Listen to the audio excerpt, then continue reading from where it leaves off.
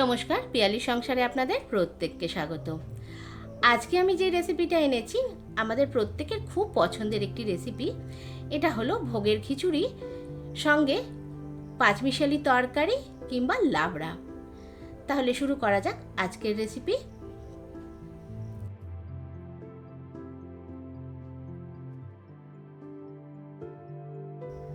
গতকাল খুব বৃষ্টি হচ্ছিল, তো তখন আমার মনে হলো যে একটু খিচুড়ি করি। আর আমার খিচুড়ির মধ্যে ভোগের খিচুড়িটাই কিন্তু বেশি ভালো লাগে, তাই ওই রকম করেই খিচুড়িটা করলাম। সঙ্গে আমি একটু আলুর দম করেছিলাম, একটু আমের চাটনি, আর ভাজাভুজি কিছু করিনি, যেহেতু প্রচণ্ড ভাজাভুজি খাওয়া হয়ে যায়, তো আমি পাঁপড় সেঁকে নিয়েছিলাম। আমি সমস্ত সবজি কেটে ধুয়ে নিয়েছি। তারপর একটা কড়াই বসিয়ে পটলগুলোকে আগে ভেজে তুলে নিলাম।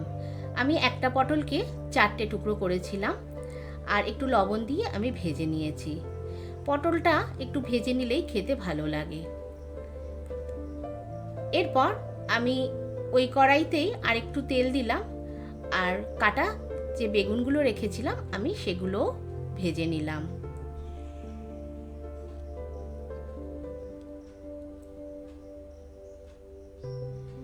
বেগুনে আমি আর নুন দিইনি, যেহেতু পটলে বেশি করে একটু নুন দিয়েছিলাম, তো আমি আর দিইনি।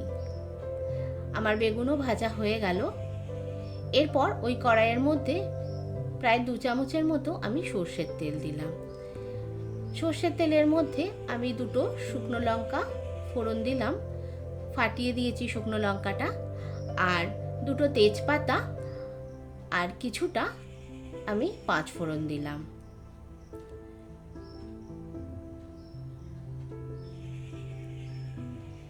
যখন ফোড়নগুলো খুব সুন্দর গন্ধ বেরোতে থাকবে, কিছুটা ফোড়ন আমি একটি বাটিতে তুলে রাখলাম। আর বাটিতে তুলে রাখার পর ওটাকে আমি খুব ভালোভাবে ঢেকে রেখে দিলাম, যাতে গন্ধটা না বেরিয়ে যায়। আর বাকি ফোড়নের মধ্যে আমি বাদবাকি সবজি দিয়ে দিলাম। যেমনি ডুমো করে আমি আলু কেটে রেখেছিলাম, রাঙা আলু, গাঠি কচু আর একটু কুমড়ো দিয়ে ভালো করে নাড়তে থাকলাম। সঙ্গে একটু নুন দিয়ে আমি ঢেকে দিলাম, কারণ এই সবজিগুলো একটু সময় লাগবে সেদ্ধ হতে, ওই জন্য আমি আগেই এটা দিয়ে দিলাম। কিছুটা হয়ে যাওয়ার পর সেদ্ধ আমি কেটে রাখা 2টো আমি ঝিঙে লম্বা করে কেটে রেখেছিলাম, সেটা দিয়ে দিলাম। ঝিঙেটা যেহেতু খুব সহজেই সেদ্ধ হয়ে যায়, আমি পরে দিলাম। তারপর ওর মধ্যে আমি একটু হলুদ দিলাম, নুন তো আমার আগেই দেওয়া ছিল। যদি আপনাদের মনে হয় যে নুন কম হয়েছে, এই অবস্থায় দিয়ে দেবেন। তারপর ঢেকে দিলাম। দেখুন আমার সব সবজি প্রায় সেদ্ধ হয়ে গেছে।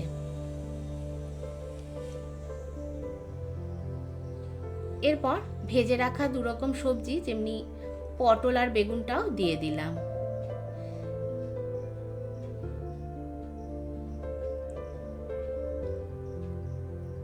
ওর মধ্যে আমি একটু সামান্য আদা দিয়েছি, আদা বাটা, আর একটু মিষ্টি। পাঁচমিশালি তরকারিতে একটু মিষ্টি না দিলে কিন্তু ভালো লাগে না। তবে আপনারা কে কেমন মিষ্টি খাবেন তার উপর নির্ভর করেই কিন্তু মিষ্টিটা দেবেন। এখানে একটা কথা বলা হয়নি, আমি 2টো কিন্তু কাঁচা লঙ্কাও দিয়েছিলাম। অনেকে এর মধ্যে একটু বড়ি ভেজেও দেয়, তবে আমি দিইনি। আপনারা চাইলে একটু বড়ি ভেজেও দিতে পারেন। দেখুন আমার রান্নাটা প্রায় হয়ে গেছে, সবজিগুলোও খুব ভালোভাবে সেদ্ধ হয়ে গেছে আর গায়ের সঙ্গে মিশেও গেছে। এটাতে কিন্তু আরও অনেক কিছু সবজি দেওয়া যায়।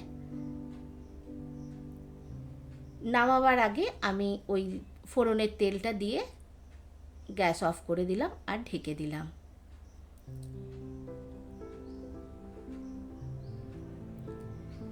এদিকে একটা হাঁড়ি বসিয়ে আমি ওর মধ্যে সামান্য একটু সর্ষের তেল আর 1 চামচ, ছোটো চামচের 1 চামচ ঘি দিয়ে আমি 200 গ্রাম মতো সোনামুগের ডাল নিয়েছিলাম, ওটা আমি ভালো করে ধুয়ে ওর মধ্যে দিয়ে দিলাম। ভোগের খিচুড়ি আমার দিদা বলতো যে আলাদা করে যে শুকনো খোলায় ভাজা, ওটা আমাদের বাড়িতে ছিল না। আমার দিদা একবারেই ভেজে নিত, তো সেরকমভাবে ভাজা হয় না যেহেতু ধোয়া থাকে বলে। তো সামান্য নেড়েই আমি গরম জল দিয়ে দিয়েছি। এটা প্রায় কাঁচা মুগেরই হয়। গ্যাসের আরেকটা ওভেনে আমার গরম জল বসানোই আছে।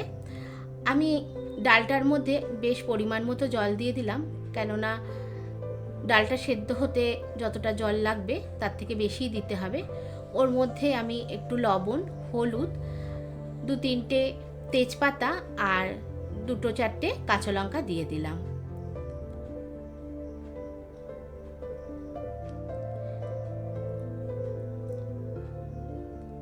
ডালটা কিছুটা সময় লাগবে সেদ্ধ হতে। দেখুন এখনও সেদ্ধ হয়নি। যখন ফাটা ফাটা হয়ে আসবে তখনই বুঝতে হবে ডালটা হয়ে গেছে।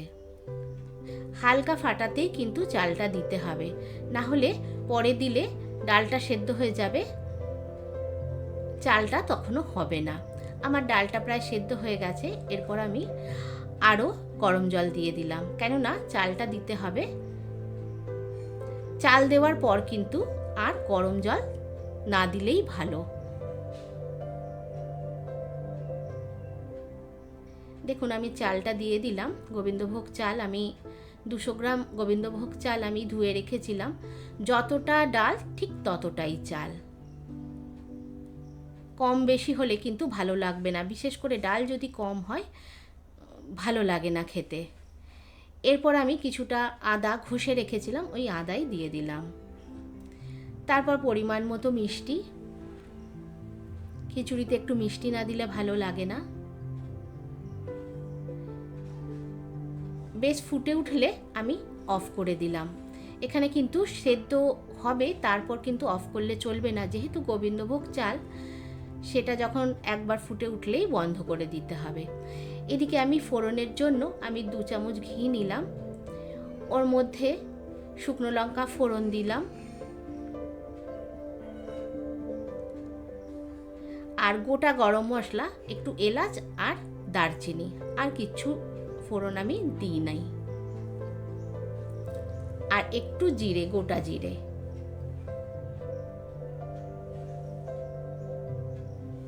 আর তেজপাতা তো দিতেই হয়। সব দিয়ে আমি খিচুড়িটার মধ্যে দিয়ে দিলাম। আমার খিচুড়ি একদম রেডি হয়ে গেছে।